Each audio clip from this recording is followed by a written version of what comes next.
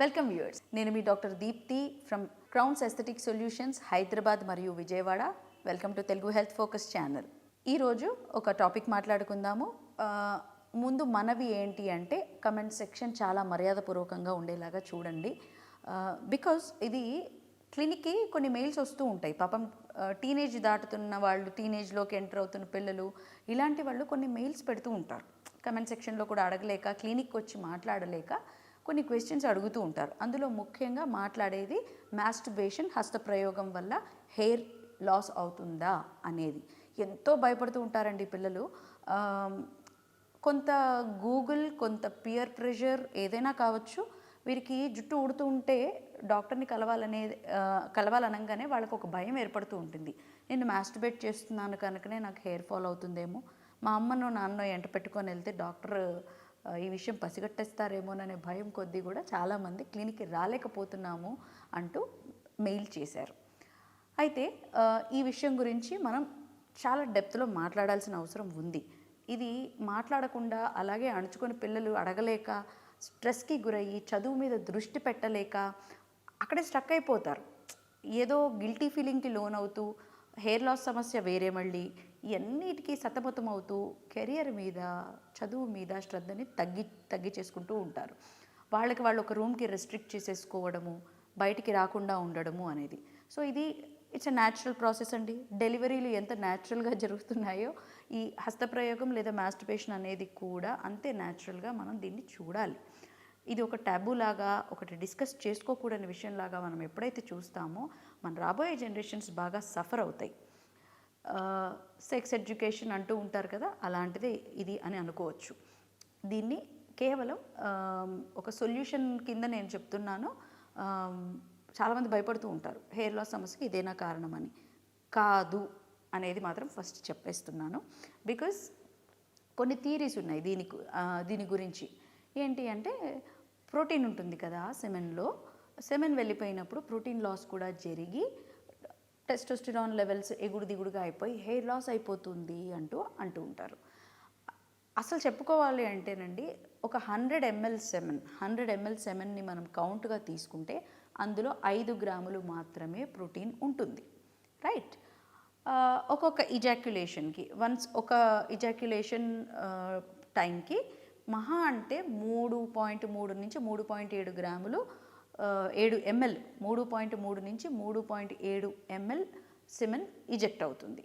కేవలం ఈ 3.3 mlకి 100 ml సెమెన్కి ఏమన్నా సంబంధం ఉందా? లేదు కదా.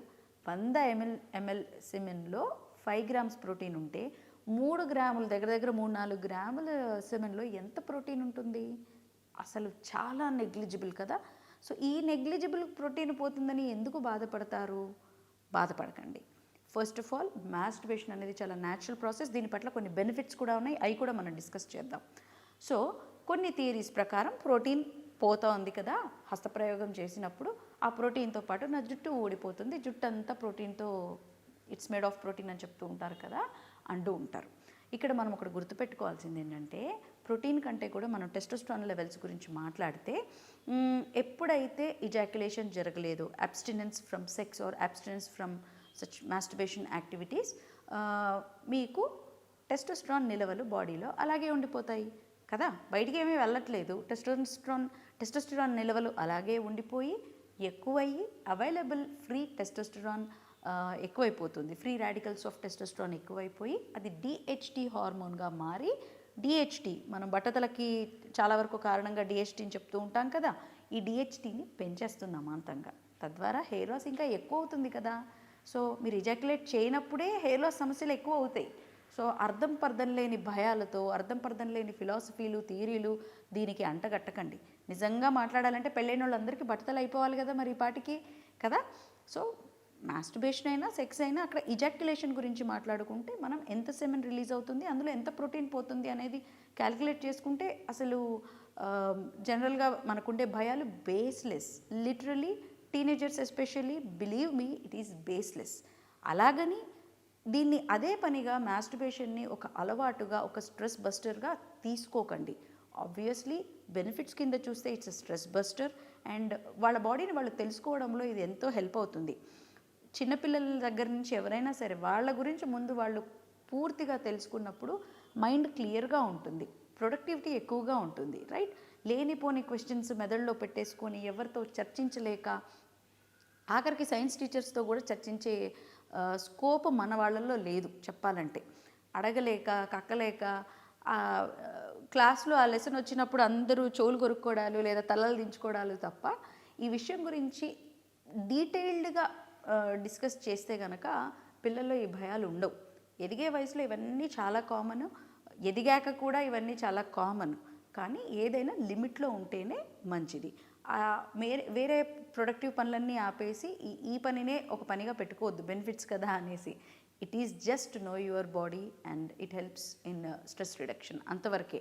ఎట్టి పరిస్థితుల్లోనూ మాస్టర్బేషన్ వల్ల హెయిర్ లాస్ అవ్వదు, బట్టతల అస్సలు అవ్వదు.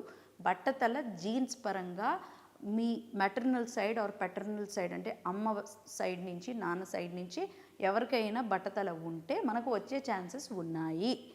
ఆ బట్టతల క్రోమోజోమ్ పొరపాటున మనకే వస్తే గనక, మన బ్రదర్కో తమ్ముడికో వేరే వాళ్ళకి రాకుండా మనకే వస్తే గనక మనం ఏం చేయలేము, దాన్ని స్వీకరించాల్సిందే.